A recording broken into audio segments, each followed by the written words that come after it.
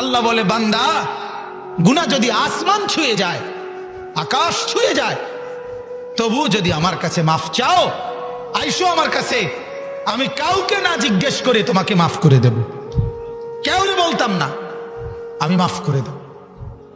একটা সেজদা, 4 রাকাতে 8টা সেজদা, আল্লাহর কসম, রাসূল পাক বলেন, লাসাজদাতুন ওয়াহিদাতুন খায়রুম মিনাদ দুনিয়া ওয়া মা ফিহা। আমার উম্মত শুনে নাও, একটি সেজদা তাম দুনিয়া এবং দুনিয়ার মধ্যে যা কিছু আছে সবকিছুর চাইতে উত্তম। এক সেজদা, এক। জান্নাতে ঢুকবার আগেই 33 বছর বয়স্ক যুবক এবং কমপক্ষে 60 হাত লম্বা, আদম আলাইহিস সালামের সাইজ আকৃতি, ওই রকম সুদর্শন, আল্লাহ তাআলা প্রত্যেককে সমানভাবে বয়সী বানাইয়েই সুন্দর করে সজ্জিত করেই, এবং ইউহাল্লাউনা মিন আসাফিরা মিন যাহাবিন ওয়া ফিদ্দা। আল্লাহ তাআলা বলেন, এই পর্যন্ত, হাতের এই কনুই পর্যন্ত 2 হাতের চুড়ি, জান্নাতের স্বর্ণ মুক্তা খচিত চুড়ি পরিয়ে, কঙ্কন চুড়ি পরিয়ে পুরুষদেরকেও সাজায় দিবেন। ওয়ালিবাসুহুম ফিহা হারির, এবং জান্নাতীদের পোশাক হবে রেশমের পোশাক। এটা কোরআনের বর্ণনা আছে। তো ওর সাথে আমি আমার পালক এই আদরের সন্তান আমার জায়েদকে বিয়ে দিতে চাই, বিয়ে করাইতে চাই। হযরতে জাইনবকে বলছে যে আল্লাহ রাসূল বলছেন তোমাকে জায়েদের কাছে বিয়ে দিবে, তুমি কি বলো? তোমাকে জিজ্ঞেস করতে বলছে। উনি শুধু একটা কথা বলছে, এই অল্প একটু কথা বলছে। জাইনব বলছে, নবীকে বলেন বিষয়টা আরেকবার বিবেচনা করতে। আমি কুরাইশ বংশের মেয়ে, সম্ভ্রান্ত বংশীয় মেয়ে আমি, আর সে তো একটা গোলাম, যদিও মুসলমান, সে তো একটা গোলাম। বিষয়টা প্রত্যাখ্যান করে নাই, কইছে আরেকটু কম গা ভাইয়া, আরেকবার গিয়ে বলেন যে নবীকে একটু বিষয়টা বিবেচনা করতে, মানে আরেকটু চিন্তা করতে আর কি। মানায়নি, এর দূরে কইছে। শুন, হযরতে আব্দুল্লাহ ইবনে জাহাশ, ওই উনার বোনের ভাই, উনি আয়েশা বলছে, ইয়া রাসূলুল্লাহ, আমার বোন বলছেন বিষয়টা একটু বিবেচনা করতেন। সে তো একটা গোলাম, আর সে তো স্বাধীন সম্ভ্রান্ত বংশীয়া কুরাইশের মেয়ে, কেমন দেখায়। আল্লাহ রাসূল সাল্লাল্লাহু আলাইহি ওয়াসাল্লাম চুপ হয়ে গেলেন, কোনো জবাব দিচ্ছে না। সাথে সাথে কোরআনের আয়াত নাজিল হয়েছে, ওমা কানা লিমুমিনিন ওয়ালা মুমিনাতিন ইযা কাদাল্লাহু ওয়া রাসূলুহু আমরান আন ইয়াকুনা লাহুমুল খিয়ারাতু মিন আমরিহিম। আহা, সরাসরি আল্লাহ পাক কোরআনের আয়াত নাজিল করে বলে দিলেন, নবী জানিয়ে দেন এদেরকে, কোন ইমানদার পুরুষ কিংবা কোন ইমানদার নারী, পুরুষ হোক আর নারী হোক, তাদের ন্যূনতম কোনো অধিকার নাই আল্লাহ এবং তার রাসূল কোনো ফয়সালা দেওয়ার পর নিজস্ব কোনো মতামত পেশ করার অধিকার তাদের নাই।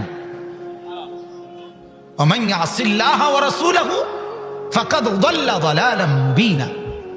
এবং এটাও বলে দেন, আল্লাহ এবং তার রাসূলের সামান্যতম বিরোধিতা যে করবে সে সুস্পষ্টভাবে গোমরাহ, পথভ্রষ্ট, জাহান্নামীদের অন্তর্ভুক্ত হয়ে যায়।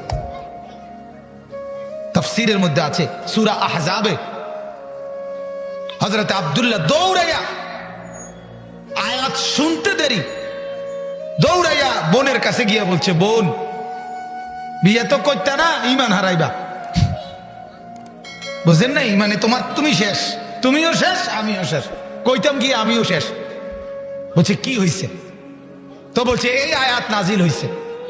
এই তখন সাথে সাথে তিনি বললেন, ওয়াল্লাহি ইন্নী লারাদিয়া, আল্লাহর কসম আমি পুরাপুরি রাজি। সাথে সাথে বলছে আমি রাজি।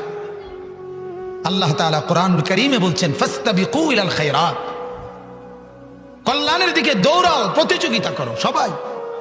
ওয়াসারিউ ইলা মাগফিরা মির রাব্বিকুম, আল্লাহ বলে তোমাদের রব তোমাদের জন্য মাগফিরাত নিয়ে অপেক্ষা করছে, তোমরা দৌড়াও।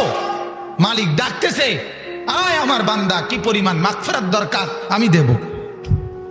লাউ বালাগাত যুনুবুকা আনানাস সামা সুম্মা ইস্তাগফারতানি গফারতু লাকা ওয়ালা উবালি। মুসলমানরা উচিত ছিল মসজিদে ঢুকতে যেন ধাক্কা ধাক্কি হয়, আমরা মসজিদ থেকে বাইর হইতে ধাক্কা ধাক্কি হয়, ঠেলাঠেলি হয়, কিন্তু ঢুকতে কি হয় না, ঠেলাঠেলি হয় না। উচিত ছিল ঢুকনের লেগে ঠেলাঠেলি হওয়া, আর বাইর হবার জন্য যাতে মুয়াজ্জিনে কও আল্লাহ দোয়ায় বাইরন না, আর যেন মুসল্লি বলে ভাইয়া আরো 2টা মিনিট থাকি না, মালিকের ঘরে আরো 1টা মিনিট থাকি না, মালিকের ঘরে আরো 5টা মিনিট থাকি না। এই যে আমার মালিকের ঘর, যে ঘরে আমার আল্লাহর ঘর, এটা আরো 2টা মিনিট থাকলে আরো বেশি নেকি, ঠিক কি না বলেন? বের হইতে আস্তে ধীরে বের হওয়া উচিত ছিল, এটা আমরা উল্টে ফেলছি। হাদিসের মধ্যে আছে, আহা, রাসূলে পাকের এই সাহাবী আমর ইবনুল জামুহ খোরাক পাও নিয়া যখন উহুদের যুদ্ধের দিন যুদ্ধের রওনা দিছে, তখন একটা দোয়া করছে, হাত তুলা আল্লাহর কাছে দোয়া করে বলছে, আল্লাহুম্মা লা তারুদ্দুনি ইলা আহলি, আল্লাহ তোমার কাছে ফরিয়াদ, আমি যেন আর আমার পরিবারের কাছে ফেরত আসতে না হয়, আর যেন আসতে না হয়, তোমার কাছে এই অনুরোধ মাওলা, আর ফিরে আইনো না। এই দোয়া করে যুদ্ধে গেছে। রিয়াজুস সালিহিন কিতাবের মধ্যে আছে, এই সাহাবী যুদ্ধের ময়দানে শাহাদাত বরণ করছে। কিতাবে আমরা স্পষ্ট পড়ছি, শহীদ হওয়ার পরে ওনার বিবি উটের পিঠে চড়াইয়া ওনার লাশ মদিনায় আইনা দাফন করার জন্য চেষ্টা করছে, করার জন্য রওনা দিচ্ছে, বহুবার চেষ্টা করছে, কিন্তু উহুদের ময়দান থেকে 1 কদম উটটা সামনে পাও বাড়ায় নাই, এটারে হাঁটাইতেই পারে না। আল্লাহ রসুল তখন বলছে ওই মহিলাকে, আমার আমরের দোয়া মালিক এমন ভাবে কবুল করছে, তারে নামাও, তারে উহুদের মাঠেই দাফন করো। আমার মাওলা তার দোয়া এভাবে কবুল করছে, জীবিত থাকতেও তাকে ফেরত দেয় নাই, মৃত্যুর পরেও তার লাশও ফেরত দিচ্ছে না, এখানেই দাফন করো। ওই যে কইছে আর আমারে কি দিয়েন না, পরিবারের কাছে ফেরত পাঠাইয়েন না। আল্লাহ বলছে, যা তোর দোয়া এভাবে কবুল করলাম, মরণের পরেও ফেরত দিলাম না। আমার বাপ তো, আমার বলার উদ্দেশ্য হলো সাহাবায়ে কেরাম রাসূলুল্লাহ সাল্লাল্লাহু আলাইহি ওয়াসাল্লামের অনুসরণটাকে এইভাবে বুঝছে। আফসোসের বিষয় হলো আমরা এইভাবে বুঝি নাই। আসলে আমরা এর মধ্যে অনেক যুক্তি, এর মধ্যে অনেক সুবিধা অসুবিধা আমরা দেখি। আমাদের লাভ লোকসান যদি শতভাগ বুঝে ধরে, তাইলে আমরা সুন্নত মানতে রাজি। ইন আসাবাহু খায়রুন ইতমাআন্না বিহি ওয়া ইন আসাবাতহু ফিতনাতুন ইনকালাবা আলা ওয়াজহি। আল্লাহ বলছে, কিছু মানুষ আছে এমন মুনাফিক, ভালো যদি বুঝে ধরে তাইলে সে নিশ্চিন্ত হয়, আর ঝামেলা মুসিবত মনে হয় উল্টায়া যায়। আল্লাহ পাক বলে এটা এরা মুনাফিক, খাসিরাত দুনিয়া ওয়াল আখিরা, এদের দুনিয়াও বরবাদ, এদের আখিরাতও বরবাদ। যালিকা হুয়াল খুসরানুল মুবিন, এরা সুস্পষ্ট ক্ষতিগ্রস্ত। অর্থাৎ আল্লাহ এবং তার রাসূলের বিধান 100 ভাগ আপনার অপছন্দ, মানে আপনার এই মুহূর্তে এটা আপনার বিরুদ্ধেই গেছে, তারপরও মেনে নেওয়া, এটার নাম ঈমান। এটার নাম কি বলেন? ঈমান। আপনি বুঝতেছেন এখানে আমার অমন, এটা মানলে আমার কম হবে, লসও হোক, তবুও মেনে নেওয়া, এটার নাম ঈমান। আর আল্লাহ এবং তার রাসূলের বিধান মানলে কেউ লস হয় নাই, আগেও হয় নাই, এখনো হবে না, কিয়ামত পর্যন্তও হবে না। আল্লাহর গোলামি করলে আল্লাহ লস করবে না। আমরা লসও বুঝি না, আমরা লাভও বুঝি, আমরা বরকতেই বুঝি না, যার ফলে আমাদের জিন্দেগির অবস্থা হলে যে আমরা আমাদের বিবেচনায় যেটা লাভ লস, এটাই আমরা মনে করি লাভ লস, কিন্তু অথচ আল্লাহ এবং তার রাসূলের বিবেচনায় আল্লাহ পাক কোরআনুল কারীমের মধ্যে বলছে শতবার যে দুনিয়া লস, আখিরাত লাভ। আমরা বুঝি এর উল্টাটা, ঠিক না? আমরা উল্টাটা বুঝি না, আমরা বুঝি দুনিয়াটা লাভ। তাহলে এরকম প্রত্যেকটা ক্ষেত্রে উহুদের যুদ্ধে একটা ছোট্ট ঘটনা শোনেন। উহুদের যুদ্ধে একজন সাহাবী ছিলেন আমর ইবনুল জামুহ রাদিয়াল্লাহু তাআলা আনহু। আমর কি নাম বলেন তো? আমর ইবনুল জামুহ। এই সাহাবীর তো যুদ্ধের ময়দানে কারা কারা যাবে যখন নবীজি লিস্টি করাইতেছিলেন উহুদের যুদ্ধে, তো এই সাহাবী 3 ছেলে 3 জনই নাম লেখাইছে যুদ্ধে যাবে।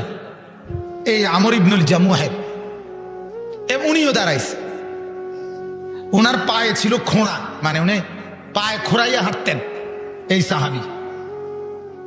তো আল্লাহ নবী সাল্লাল্লাহু আলাইহি সাল্লাম উনাকে বললেন, আমর তোমার তো 3 ছেলে নাম লেখাইছে, আর দ্বিতীয়ত তোমার পায়েও সমস্যা, খোঁড়ানো, কষ্ট হবে তোমার, তুমি যাইও না।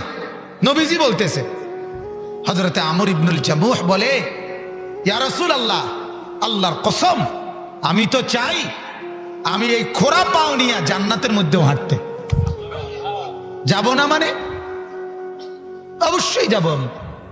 3 ছেলে কেন, আরো ছেলে যাক, তার নেকি তো তার কাছে, আমার তো নেকি দরকার। আমি খোঁড়া পাও নিয়ে জান্নাতে হাঁটতে চাই।